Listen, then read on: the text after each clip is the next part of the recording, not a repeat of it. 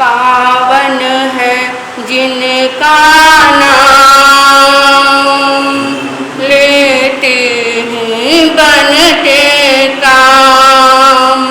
पावन है जिनका नाम, लेते हैं बनते काम।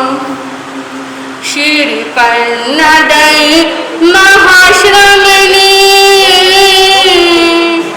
श्रीपन्नदई महाश्रमणी, थे गुण रत्नों की खान, थे गुण रत्नों की खान। पावन है जिनका नाम, लेते हैं बनते काम। सौम्यता और शीतलता का नूर था चेहरे पर उजला। सौम्यता और शीतलता का नूर था चेहरे पर उजला। सुख आए चाहे दुख आए पर मधुर स्वभाव नहीं बदला। होती है यही तो जीवन, होती है यही तो जीवन। आत्मा की एक पहचान, आत्मा की एक पहचान। पावन है जिनका नाम, लेते हैं बनते काम। श्रीपन्नदई महाश्रमणी, श्रीपन्नदई महाश्रमणी, थे गुण रत्नों की खान, थे गुण रत्नों की खान। पावन है जिनका नाम, लेते हैं बनते काम। सच्चा एक आनंद अनूठा, सानिध्य में उनके मिलता था। सच्चा एक आनंद अनूठा, सानिध्य में उनके मिलता था। सूरजमुखी के फूल की भांति दर्शन कर मन खिलता था। वो इतने प्यारे थे, इतने थे आभावान, इतने थे आभावान। पावन है जिनका नाम, लेते हैं बनते काम। पावन है जिनका नाम, लेते हैं बनते काम। उनके चरणों का कर अर्चन, अर्चना जी भी धन्य हुए। उनके चरणों का कर अर्चन, हम सभ्य भी धन्य हुए। उनकी सेवा की ही बदौलत प्रबल इनके भी पुण्य हुए। गुरु शिष्य का ये संगम,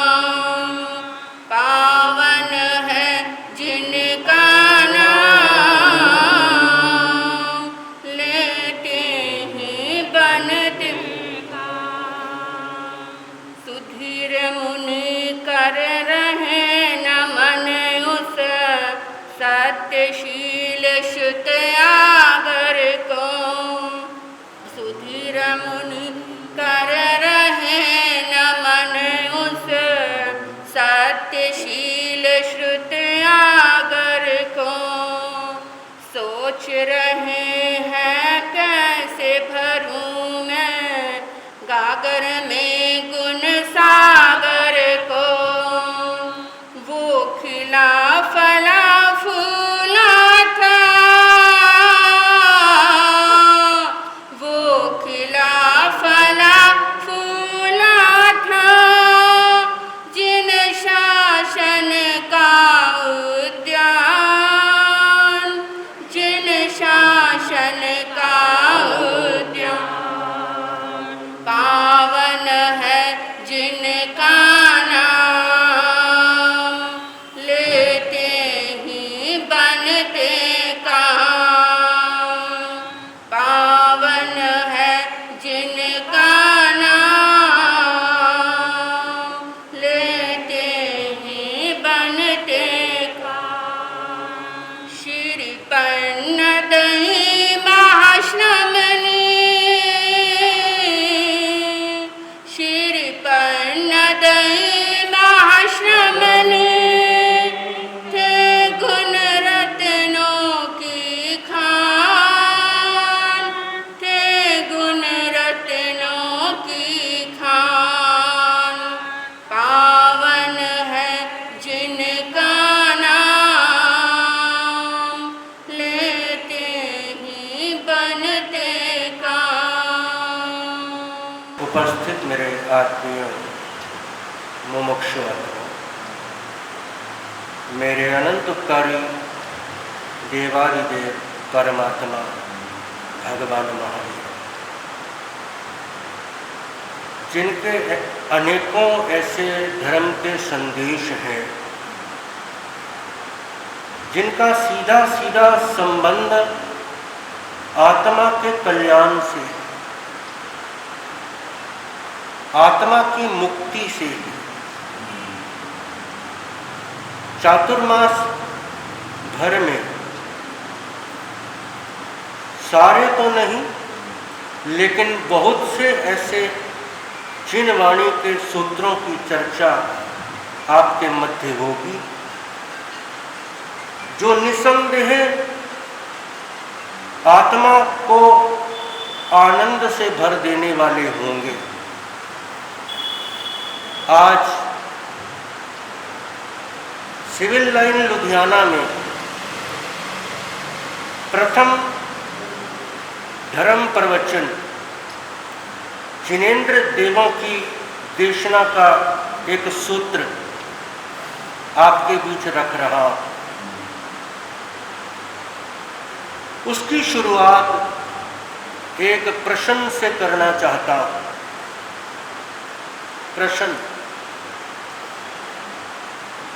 प्रश्न ये है कि आप समृद्धि चाहते हैं या शांति चाहते हैं?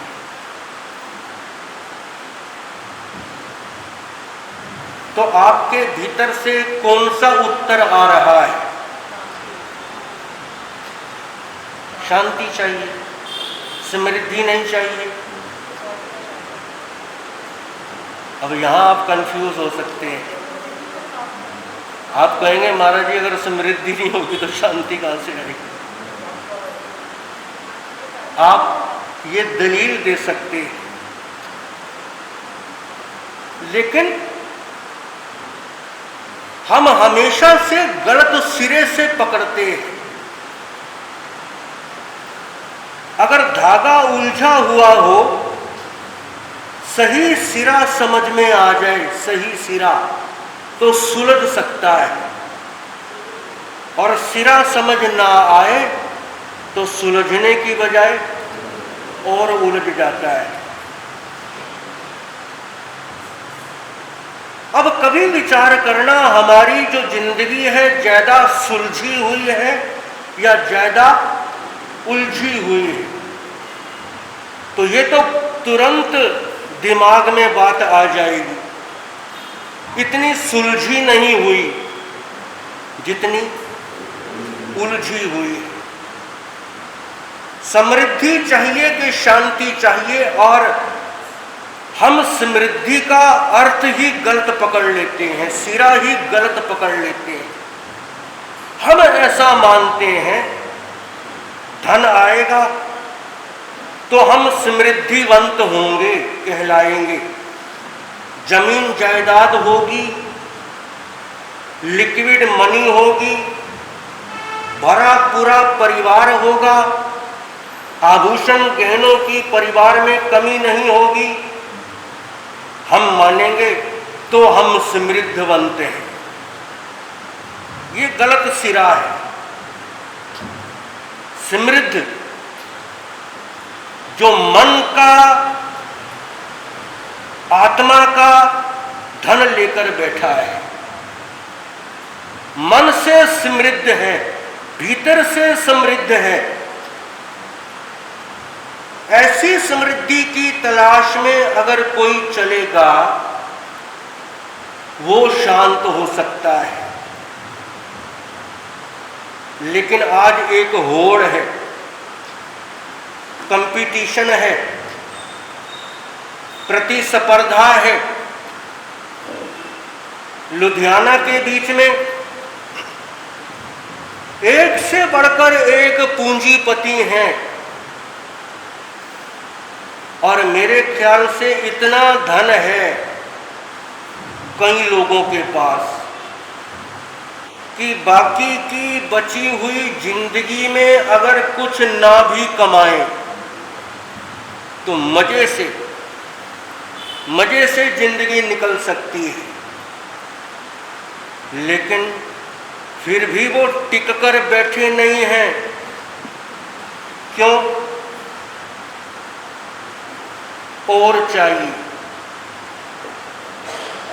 और चाहिए में तो फिर भी शायद कुछ तसल्ली हो जाए, लेकिन और की जगह हम होड़ में आ जाते हैं। होड़ किसे बोलते हैं?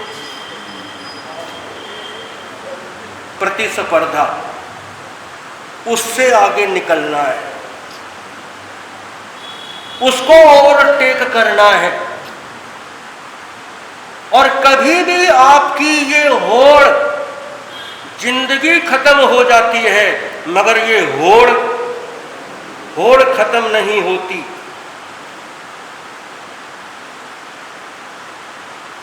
जैन धर्म के 24 तीर्थंकर सभी राजघराने में पैदा हुए। 4 प्रत्येक बुद्ध यानी स्वयं बुद्ध, वो चारों भी कौन से परिवार में पैदा हुए? राजघराने में पैदा हुए,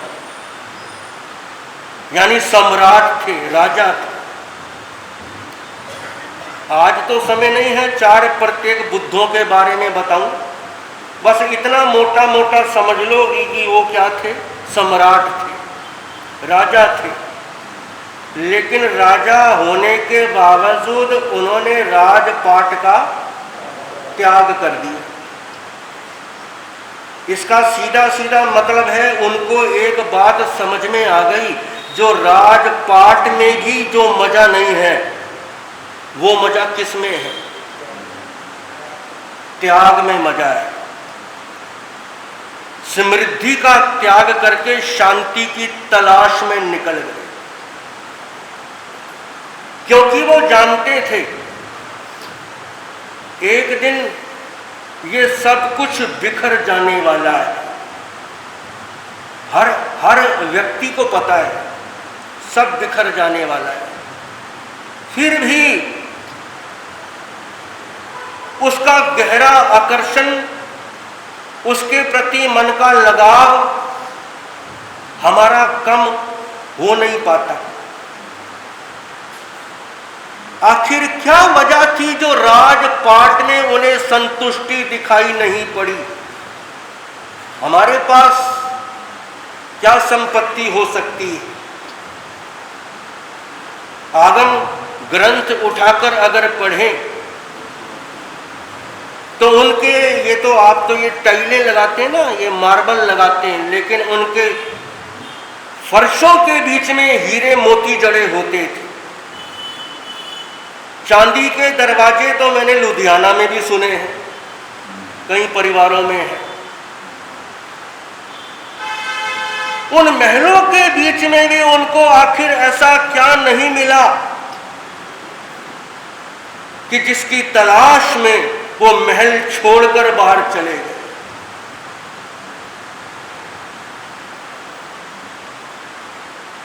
एक साइंटिस्ट, माना हुआ साइंटिस्ट, जब दुनिया से जाने लगा, यानी उसको लगा, अंदाजा हो गया प्राण पखेरु उड़ने वाले, मृत्यु निकट आ गई है, आभास हो गया, तो उसके जो जानकार थे वो निकट आकर खड़े हो गए और एक सवाल पूछ लिया, क्या आप अगले जन्म में भी वैज्ञानिक ही बनना चाहेंगे या कुछ और अरमान है?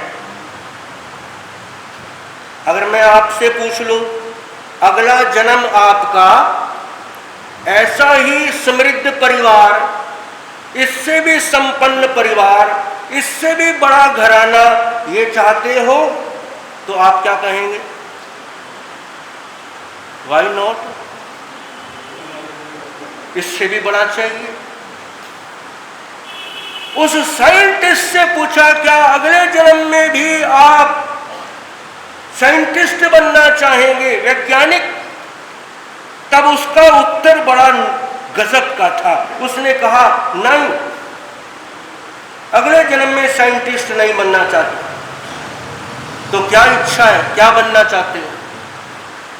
उसने कहा, अगले जन्म में संत बनना चाहता हूं। और ऐसे उत्तर की तो उन्हें उम्मीद भी नहीं थी, पास में खड़े जो लोग थे। आश्चर्यचकित होकर पूछा, संत क्यों बनना चाहते हो? सिविल लाइन वालों, आपने दीक्षाएं तो बहुत कराई हैं, एक दीक्षा के साक्षी तो हम भी हैं। मीना जी महाराज के पास बैरागन लवी बैरागन की दीक्षा हुई थी, तो हम भी आए थे। और दीक्षा के मौके के ऊपर आपने देखा होगा, आप क्या कहते हैं, बैरागी या बैरागन को धन्य है, माता पिता को धन्य है, परिवार को धन्य है। और ऐसे दीक्षार्थी की 7 कुलें तिर जाती हैं, अलग अलग कमेंट्स आते हैं। लेकिन कितने लोग ऐसे होंगे जिनके मन में ये भावना जगती होगी कि प्रभु, मैं इस बच्चे की तरह से कब मुक्ति के पथ का राही बनने का साहस जुटा पाऊंगा? कितने भाग्यशाली ऐसा भाव संजोते होंगे। उस वैज्ञानिक ने कहा, संत बनना चाहता हूं। तो जब पूछा क्यों, तब उसने बड़ा गजब का उत्तर दिया, साइंटिस्ट था इस जन्म में, बहुत खोज की, क्योंकि वैज्ञानिकों का काम ही क्या है, रिसर्च करना, खोज करना। बहुत खोज की, सारी जिंदगी खोजता रहा, लेकिन सारी जिंदगी बिता देने के बावजूद स्वयं को खोजने का समय नहीं था, अपने आप को कभी नहीं खोजा। इसलिए अगले जन्म में संत बनना चाहता, क्योंकि जो सुकून,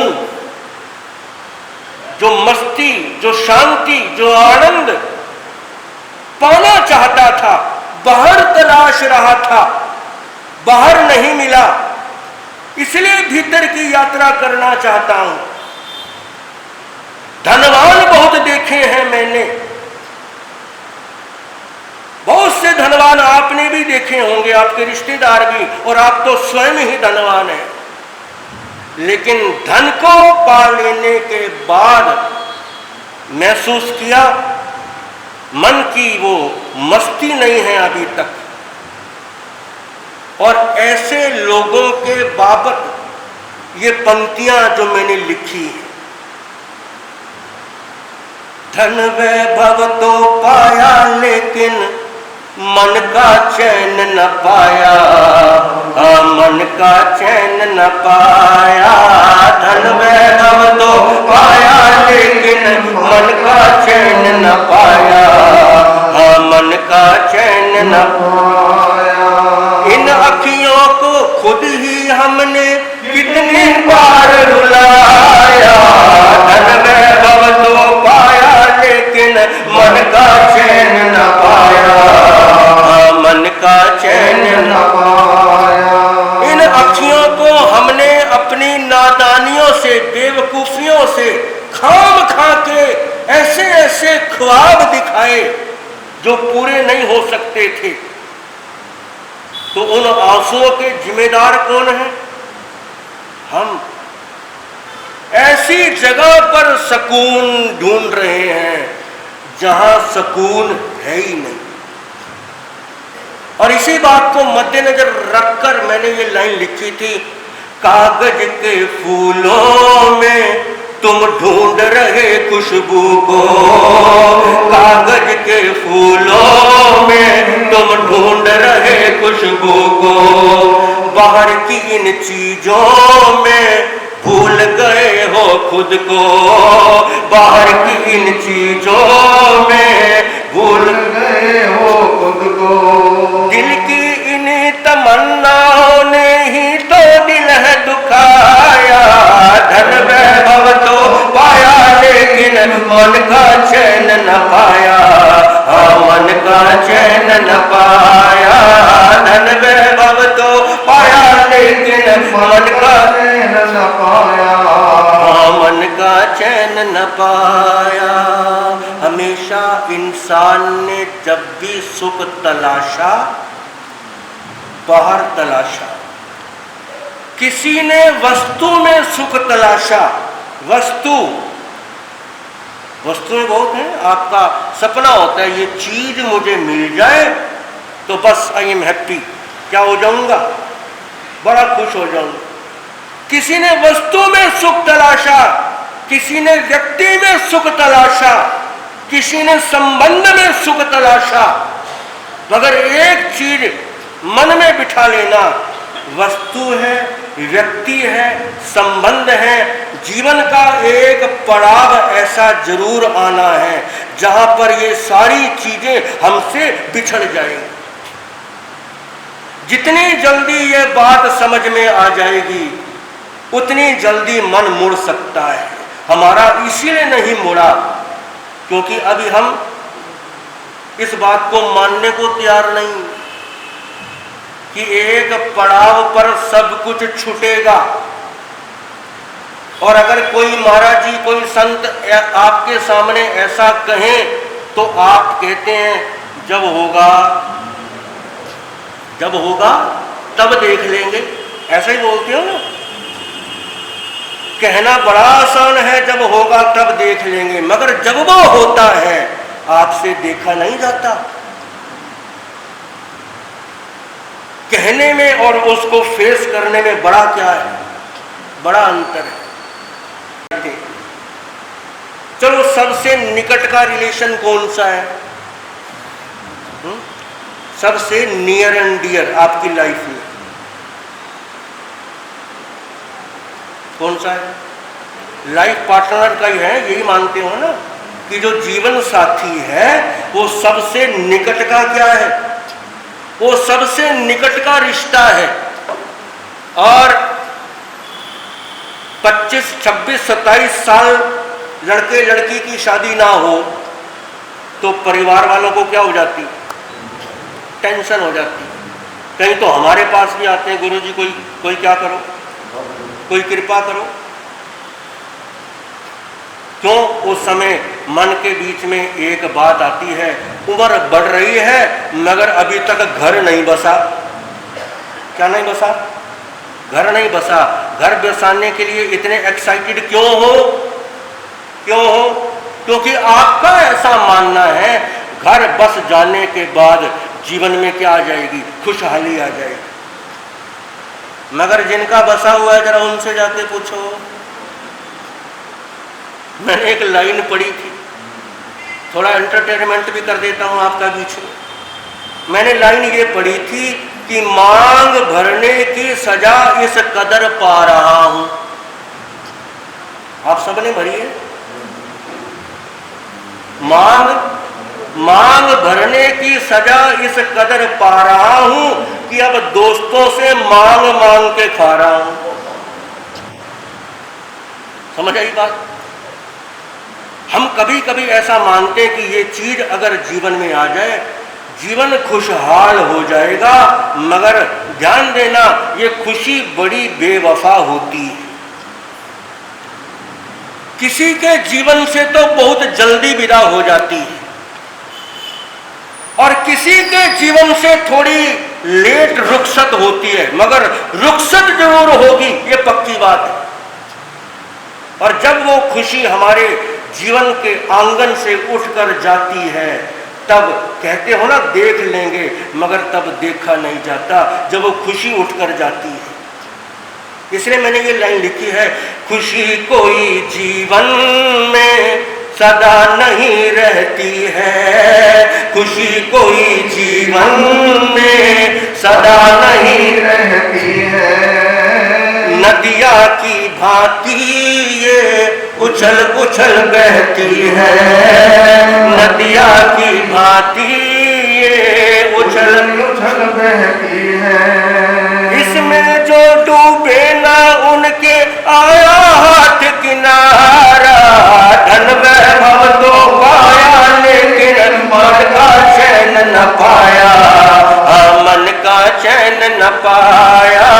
धन वैभव तो पाया लेकिन मन का चैन न पाया, मन का चैन न पाया। इसमें जो डूबे ना उनके आया हाथ किनारा। अब मेरी दो लाइनें ध्यान से सुनना। इच्छाओं की नौका में जरा संभल कर बैठना, और मेरे ख्याल से जितने भी मेरे सामने लोग बैठे हैं भाई बहने, सब किसी ना किसी इच्छा की नाव में बैठे हैं। कोई नहीं कह सकता मेरा कोई सपना नहीं है, मेरे मन का कोई अरमान नहीं है। कोई ना कोई ख्वाब मन में लेकर बैठे हो, अरमान मन में लेकर बैठे हो, मगर इन लाइनों को ध्यान से सुनना। इच्छाओं की नौका में जरा संभल कर बैठना। क्यों? जब ये चलती है तो किनारा नहीं मिलता, जब ये चलती है तो किनारा नहीं मिलता, और जब ये डूबती है तो सहारा नहीं मिलता।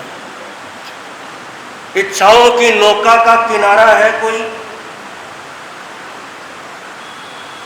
बोटिंग तो आपने की होगी, लेकिन उसका कोई किनारा है, नैया का कोई किनारा है, सागर का भी कोई किनारा है, नदियों का भी कोई किनारा है, लेकिन इच्छाओं के समुद्र का कोई क्या नहीं, किनारा नहीं।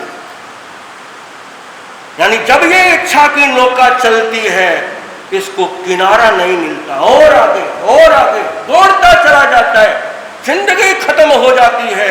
अरमान, कितने ऐसे भाग्यशाली होंगे जो अंतिम समय में ये कहकर जाते हैं, प्रभु अब कुछ नहीं चाहिए, तुम्हारे चरणों में। और आप दिवंगत व्यक्ति के बारे में एक लाइन बोलते भी हो, और मैंने वो जो समाचार पत्र में पगड़ी रस्म देते हैं ना आप लोग, तो उसमें भी वो लाइन लिखी होती है। क्या लाइन है? परमात्मा दिवंगत आत्मा को अपने चरणों में स्थान दे। कैसे मिलेगा? चरणों में स्थान किसको मिलेगा? अंतिम श्वास में जिसका ध्यान परमात्मा के चरणों में लग गया है, डेफिनेटली उसको परमात्मा की शरण मिलेगी। अगले जन्म में भी जिन शासन मिलेगा, जिन धर्म मिलेगा। लेकिन अगर अंतिम समय में ध्यान भटक गया, आपके लिखने से, आपके कहने से परमात्मा के चरणों में स्थान मिलने वाला नहीं। तो जो सारी उम्र भागे हैं, सारी उम्र जिन्होंने केवल छीना है, झपटा है, अपने आप को समृद्धिवंत बनाने के लिए दूसरे का हड़पा है, कितने लोग मिलेंगे आपको। और कहीं कहीं तो झांक कर देखना, अपनी खुद की भी कोताही नजर आ जाएगी कि हमने झपट्टा मार के कैसे किसी का छीना है। एशियाड गेम्स हुए थे, बड़ी पुरानी बात है, और मैंने शायद सन 1982 की है, मुझे सन याद नहीं, वो बहुत देर पहले की बात है। और मैंने सुना है उसमें भारत वालों ने सिर्फ एक गोल्ड मेडल जीता था, ओनली वन। और जानते हो वो भी किस में जीता था?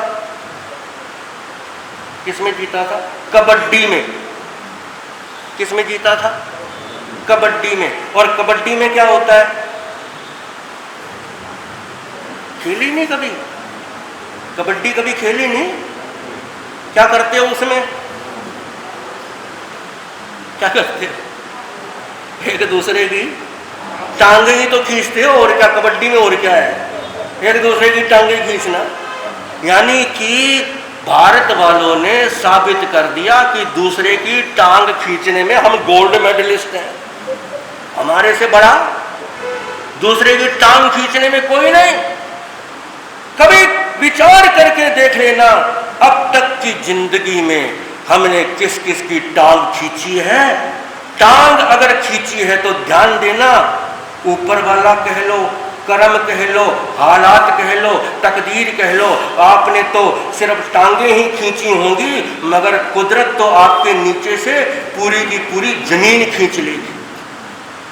पांव के नीचे से जमीन निकल जाती है। हालात जिंदगी में कभी ऐसे आते हैं, और तब क्या महसूस होता है वो मैंने यहां लिखा है। एक दिन तुम्हें लगेगा भूल हमारी ही थी, एक दिन तुम्हें लगेगा भूल हमारी ही थी, क्यों हमने राहों को मंजिल ही समझी थी, क्यों हमने राहों को मंजिल ही समझी थी। अपने इन कदमों को हमने कहां कहां भटकाया, धन वैभव तो पाया लेकिन मन का चैन न पाया, मन का चैन न पाया। धन वैभव तो पाया लेकिन मन का चैन न पाया, मन का चैन न पाया। यानी समृद्धि तो पाई, क्या नहीं पाई? शांति नहीं पाई। बड़े बड़े कोठी वालों के पास शांति हो कोई जरूरी नहीं। एक बार मैं आहार लेने जा रहा था तो एक बहुत बड़ी कोठी के आगे से मेरा गुजरना हुआ, और मजे की बात वो कोठी भी जैनियों की थी। उस कोठी के बाहर लिखा था सकून विला। क्या मजेदार नाम है, पढ़ा है कभी, सुना है? क्या लिखा था? सकून विला। सकून किसे कहते हैं? मन के चैन को सकून कहते हैं। ठीक, किस किस के पास है चैन? मन का चैन, ओ मेरे दिल के चैन। ठीक, और कितनों के पास ये चैन होगा, यानी ये सकून होगा, यानी ये मस्ती होगी। कोठी के बाहर लिख देने से, सकून मिला कोठी के बाहर लिख देने मात्र से ऐसा जरूरी नहीं कि जो कोठी के भीतर रह रहे हैं उनके जीवन में सकून होगा, जरूरी नहीं। लेकिन एक व्यक्ति कोठी में नहीं रहता, झोपड़ी में रहता है, मगर उसके पास क्या हो सकता है? उसके पास सकून हो सकता है। तो ज्यादा दौलतमंद कौन? कौन? झोपड़ी वाला या कोठी वाला? और सही बताऊं, ईमानदारी की बात, आप कहोगे महाराज जी एक अल्लाह का कथई सी चंगी लग दी है। ईमानदारी की बात बता रहा हूं। यानी आप अपने अंतःकरण से तो ये जरूर कह रहे होंगे कि ठीक है महाराज जी सारी बातें, लेकिन एक स्टेटस भी होना चाहिए। एक रुतबा भी होना चाहिए, बिरादरी के बीच में एक इमेज भी होनी चाहिए, समाज के बीच में एक गुडविल होनी चाहिए, पूरे शहर के बीच में मेरा नाम होना चाहिए। ये सब कुछ मिल जाएगा, मगर जीवन में ठहराव नहीं मिलेगा, शांति नहीं मिलेगी। और उसका एड्रेस क्या है? शांति का एड्रेस क्या है? मैं एक बात कह के विराम लूं, क्योंकि मुझे आज जल्दी विराम लेना है, इसलिए क्योंकि आज संक्रांति का दिन है। महाराज जी ने संक्रांति का क्या सुनाना है? नाम सुनाना है। और एक बात से निश्चिंत रहना, लुधियाना सिविल लाइन वालों, मैं टाइम का बड़ा पंक्चुअल हूं। अगर आपने 9:15 रखे ना, तो आज तो मैं 9 बजे छोड़ दूंगा, नहीं तो वैसे मैं 9:10 पे फुल स्टॉप। बस 5 मिनट हमारे मंत्री जी की जो सूचना है, उसके बाद मंगल पाठ, ये कार्यक्रम है। तो छोटे से बात कह के विराम लेने जा रहा हूं कि शांति का एड्रेस क्या है। एक व्यक्ति गया किसी संत के पास, बोला महाराज जी शांत होने का तरीका बताओ। तो महाराज जी ने कहा बहुत इजी है, बड़ा आसान है, और वो मंत्र आपको भी दे रहा हूं, उसकी आराधना साधना कर लो, शांति आ जाएगी, अभी आ जाएगी, यहीं बैठे बैठे आ जाएगी। क्या मंत्र है? इच्छाओं को शांत कर लो, जीवन में शांति आ जाएगी। अभी कर लो, अभी इंप्लीमेंट करके देखो, यहीं बैठे बैठे शांति आ जाएगी। मगर मंत्र क्या है? इच्छाओं को शांत कर लो। और मेरे भजन की आखिरी पंक्तियों में यही बात है, परम शांति का धन तो भीतर ही पाओगे, परम शांति का धन तो भीतर ही पाओगे। सुधीर मुनि जिस दिन ये बात समझ जाओगे, सुधीर मुनि जिस दिन ये बात समझ जाओगे, लगने लग जाएगी फिर ये व्यर्थ जगत की माया। धन वैभव तो पाया लेकिन मन का चैन न पाया, मन का चैन न पाया। धन वैभव तो पाया लेकिन मन का चैन न पाया, मन का चैन न पाया।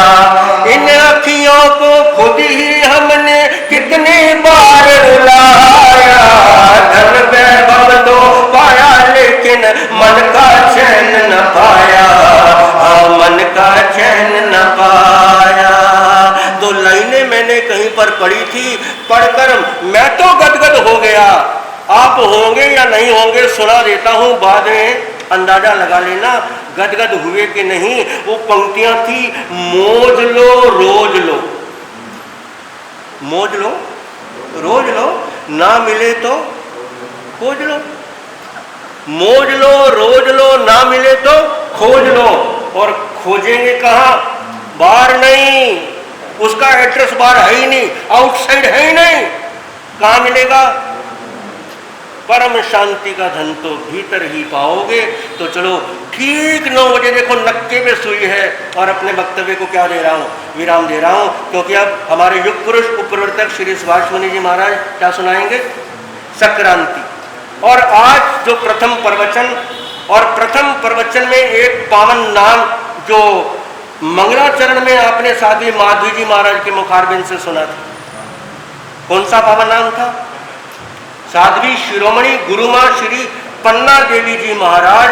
तो आज उनके दीक्षा के 122 वर्ष क्या हो गए? सेंचुरी से भी क्या हो गए? ऊपर चला गया।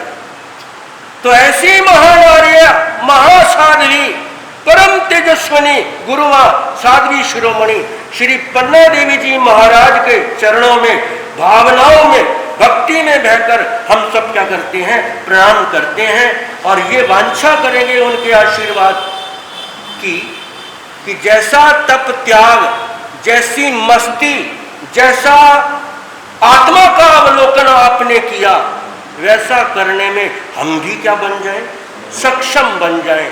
तो गुरु माँ से आज हम सब ये क्या लेंगे, आशीर्वाद लेंगे। 123वां वर्ष और अभी चातुर्मास काल के दौरान उनका वो दिन आएगा, तो विस्तार से उनके जीवन के बारे में आपके बीच बैठकर वो सारी चर्चाएं हम करेंगे। बस अधिक नहीं, 9 बजने जा रहे हैं। अब हमारे युग पुरुष श्री सुभाष मुनि जी महाराज, मंत्री जी, महाराज जी कह रहे हैं पहले मंत्री जी सूचना दे लें, उसके बाद फिर महाराज साहब महीने का नाम सुनाए। ओम शांति। संक्रांति का नाम आपके बीच में कहा जाए, सभी हाथ जोड़ लेंगे, कमर सीधी कर लेंगे और मेरे साथ 14 पूर्व के साथ महामंत्र नवकार की उस आराधना साधना के साथ जुड़ने का भाव रखेंगे। नमो हरिहंताणं नमो नमो हरियाणं नमो उवाचायाणं नमो लोये सौवसाहुणं नमो हरिहं नमो सिद्धाणं नमो आयरियाणं नमो उवाचायाणं नमो लोये सौवसाहुणं नमो हरि नमो सिद्धाणं नमो आयरियाणं नमो उवाचायाणं नमो लोये सौवसाहुणं नमो नमो सिद्धाणं नमो आयरियाणं नमो उवाचायाणं नमो लोये सौवसाहुणं नमो हरि नमो सिद्धाणं नमो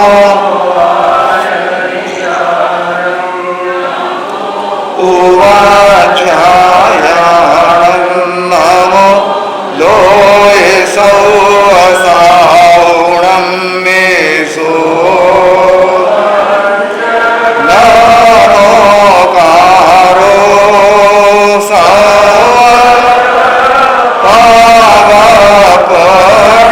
पावपरासनो मंगलाणं च सिंपणमं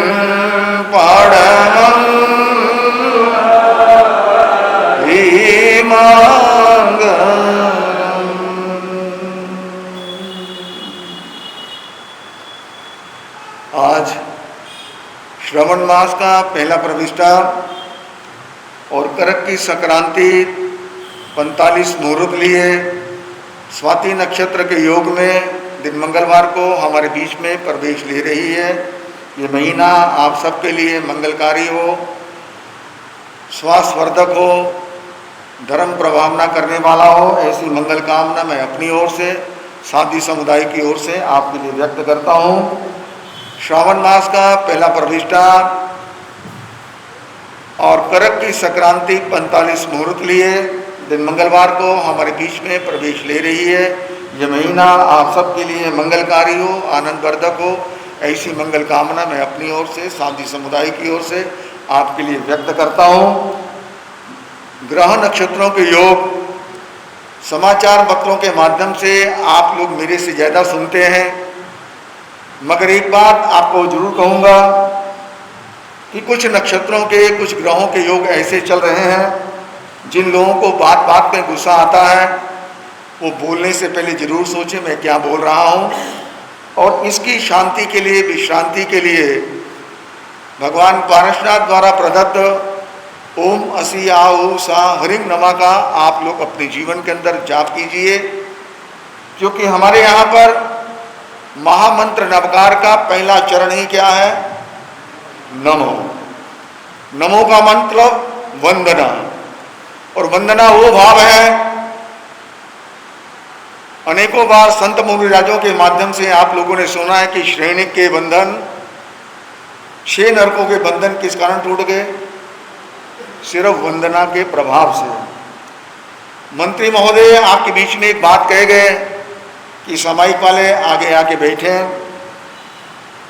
इतने दिन से आपका शेड्यूल अपने हिसाब से चल रहा था, मगर अब ये धर्म का संगम, चतुर्विद का संगम, जहाँ पर तीर्थंकर भगवंतों की उपस्थिति, मौजूदगी मानी जाती है, ये अवसर आपके बीच में आ रहा है। जिस सामायिक को हम लोग बहुत छोटा समझ लेते हैं कि घर में भी सामायिक कर लेते हैं, यहाँ भी सामायिक कर लेते हैं, मगर भगवान की सामायिक, पुनिया श्रावक की सामायिक, मगध का सम्राट जिसे खरीदने गया था वो भी खरीद नहीं पाया था, वो बहुमूल्य सामायिक आप जीवन के अंदर करने का भाव संजोइए।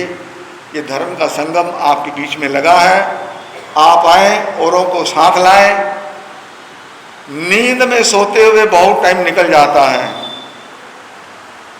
लोग कहते हैं कि तू कितने बजे उठेगा, मैं उल्टा पूछता हूं, रात को कितने बजे सोएगा? अगर 10 बजे आप लोग सोने का भाव रखेंगे तो सुबह 4 बजे 5 बजे उठ जाएंगे।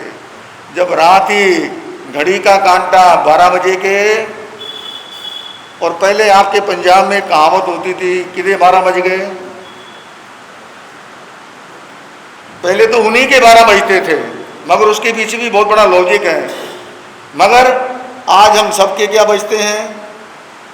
12 बजते हैं। इसीलिए हम लोगों का सुबह का सारा शेड्यूल अस्त व्यस्त हो जाता है, मगर समय की मर्यादा रहेगी। आप लोगों का समय अमूल्य है, संतों का समय भी अमूल्य है। धर्म की सभा व्यवस्थित रूप से चलती रहे। जाप की सूचना आपके बीच में आ गई, अपने अपने नाम आप आरक्षित करवाएं, सुरक्षित करवाएं, ताकि समय रहते जो आप भाव संजोए हुए हैं वो नाम आपके बीच में आ जाए। जाप की श्रृंखला 20 तारीख से आरंभ होने वाली है। स्वच्छता का, व्यवस्था का आप लोग जरूर ध्यान रखें। कल बहन जी महाराज ने भी आपके बीच में एक बात कही थी कि 3 बजे का मतलब आप लोगों ने शो की टिकटें खरीद ली और आप पहुंच रहे हैं 4 बजे, मजा आएगा। इसलिए जीवन के अंतर्गत जिस भाव को आप लोग संजो कर चल रहे हैं उस भाव को अपने जीवन के अंदर बना कर रखिए। समय की मर्यादा रहेगी, हम भी समय का ध्यान रखेंगे और आने वाले भी समय का बराबर ध्यान रखेंगे। ये मंच भगवान का है, ये गद्दी हमें आर्य सुधर्मा भगवान की मिली है, और यहाँ से बैठ के हम सबको देखते हैं कौन कितने बजे आ रहा है। मगर जितना पहले आओगे पहले पाओगे, तो पाने का भाव रखिए। जयकारा और जयकारे के बाद सभा की समाप्ति करते हैं। बोल भगवान महावीर, नमो अरिहंतानंग, नमो सिद्धानंग, नमो आयरियानंग, नमो उवज्झायानंग, नमो लोहि सव्वसाहुनंग, नमो नाणसे, नमो दंससे, नमो चरितसे, नमो तवसे। मंगलम भगवान वीरो, मंगलम गौतमो प्रभु, मंगलम स्थूलिभद्रादे, जैन धर्मोस्तु मंगलम, सर्वमंगल मांगल्यम, सर्वकल्याण कारणम प्रधानम सर्वधर्माणां, जयनम जयतु शासनम, नम महावीरेश्वरव्याधि विनाशके, विस्फोटं प्राप्ते रक्ष रक्ष महाबले यत्र त्वं तिष्ठसे देव लिखितो अक्षर पंक्ति विरोगास्तत्र पठिष्यन्ति वातित्वद्भवा, तत्र राजभ्यं नास्ति यान्ति गणजभक्षयं शाकिनीभूत वैतला, राक्षसा प्रभवन्ति नृणा काले मरणं तस्य निज सर्वेन दश्यते, ते धारयि जोष्यामणो तस्य कै रोगमारी दुष्टजराजन्ति उपसामं, चिठौ दूरे मंतो तुत्पणामो विपौ फ्लो इनार्तिरी सुविजीवा पावन्ति न दुःखदोगं, तु समत्ते लद्धे चिन्तामणि कपाय बम्बिये पावन्ति अभिज्ञेनं, जीवाय रामरं ठाणं सन्तो महायस, भक्तिवनिबरेण येण तादेव दिज्जभोहि भवे भवे पास चिंचन, भवे भवे पास चिंचन लोग सुजो हृदम तिथयरजने, अरिहंते कित्तहिसं 24 केवल युसभा मजयंच वंदे संभव, मभीडंदनंच सुमिंच पौमपें सुपासं जिणं चंदपां वंदे, सुविहिंच पवदन्तं सियल सिजन सभासु पूजंच, विमलमणंतंच जिणं धम्मं संतिंच वंदामि कुंथुवरंच मल्लिं वंदे मुनिसूव्यं नमी जिणंच वंदामि रिटनेमि पासं तावद्धमानं च एवं मे अभिथुवा विहुयरे मला पहिन जर्मरणा चौबी संपी जनवरा तिथ्यरा में पसियंतो कित्ती वंदिये मही अजयी लोगस उत्तमा सिद्धा रुकभुई लाभम समाई वर्म उत्तमम दिंतु चंदे सुने मलयरा आई चेसु अहियम पया सैरा सागर वर्गंभीरा सिद्धा सिद्धिं मम दिसंतु सिद्धा सिद्धिं मम दिसंतु ये बहुत प्यासी यत्मा पढ़ियर जुतानं समय गित्तटियानं सरेमी चकं जिणं दाणं पणविसासिया पंडस पन्ना जन्मसो नासयो सेल दुरियं भवियाणं बति जुतानं बीसा पणयालवया तीसा पणत्री जिनवरिंदा गैबुवे रकसाइनी गौरव सगं बड़ा संतो सत्तरी पण तीसा भी सटी पंचेव जिन गणो इसो वाही जंजरन हरि करी चुरारी महा भयंकर उपन पन्ना जैसे व्या पनठी देव चालीसा रखंतु में शरीरं देवा सुरपण मिया सिद्धा ओम हरुंगे सरसुम से हरुंगे जे सरसुम से अलिए नाम गब्बम चक्कन गिरसा वबुदंग ओम रहोने पनत्ती वसिंगला भजन कुसिया चक केसरी नरदत्ता काली महाकाली तह गोरी गंधारी में जरा मानवी वही रुठदाचता मानसी मां मानसिया विद्या देवी रखंदु पंचदश कम भूमि सुपन्नम सती नान देवी चौती से जुवट मां प्रेर कैसोवा तिथ्यरा गए मोह जाए वा पहितनं ओम वर्कणे संग विदुम मर्गे गणसन्नि विगे मोहम सत्री सेम जिनानं सवाण बुये वंदे स्वाम बावणोई बाणवंतर जोई स्वासी विमानवासी जे केवी दुठ देवा दुठ मणवा दुठ त्रिक्योणिया ते सबे उपसमंतु मम स्वाहा भजा बलि दूध भुसा गली गली त्वजा गो रमु निगतो भजा हजी गजा मोनी गसा मश्री गाजा गोसा घोष गनो हाजिर हाजिर करके लाओ ईल गमील पवंचा सुबी राही को मनो भूत को प्रेत को मणि को मसाणी को पीते बराय को धूणे को जादू को सबको भसम पर चक्रवट्टी महिडियो संति संति कर लोए पत्तो गई मनुत्रम चैता भारम वासं चक्रवट्टी महिडियो संति संति कर लोए पत्तो गई मनुत्रम चैता भारम वासं चक्रवट्टी महिडियो संति संति कर लोए पत्तो गई मनुत्रम धम्मो मंगल मोकिटम अहिंसा संयमो तभो देवा वित्तं नमं संति जस धम्मे सयामणो ये जिया जिया पंच पंच जिये जिया दस दसाओ जनिताणम सब सत्तो जिनामम अंगुष्ठे अमृत बसे लब्धि तणा भंडार श्री गुरु गौतम सिमरिये मन वांछित फल दातार श्री चत्तारी मंगलम अरिहंता मंगलम सिद्धा मंगलम साहु मंगलम केवली पणतो धमो मंगलम अरिहंता लघुतमा सिद्धा लघुतमा साहु लघुतमा केवली पणतो धमो लघुतमा अरिहंता शरणं भवज्यामि सिद्धा शरणं भवज्यामि साहु शरणं भवज्यामि केवली पणतं धम्मं शरणं भवज्यामि अरिहंता जी का शरणा सिद्धा जी का शरणा साधु जी का शरणा श्री केवली परुकी दया धर्म का शरणा ये चार दुख हरण और ना शरणा होगा जो करे आचरण उसका अमर पद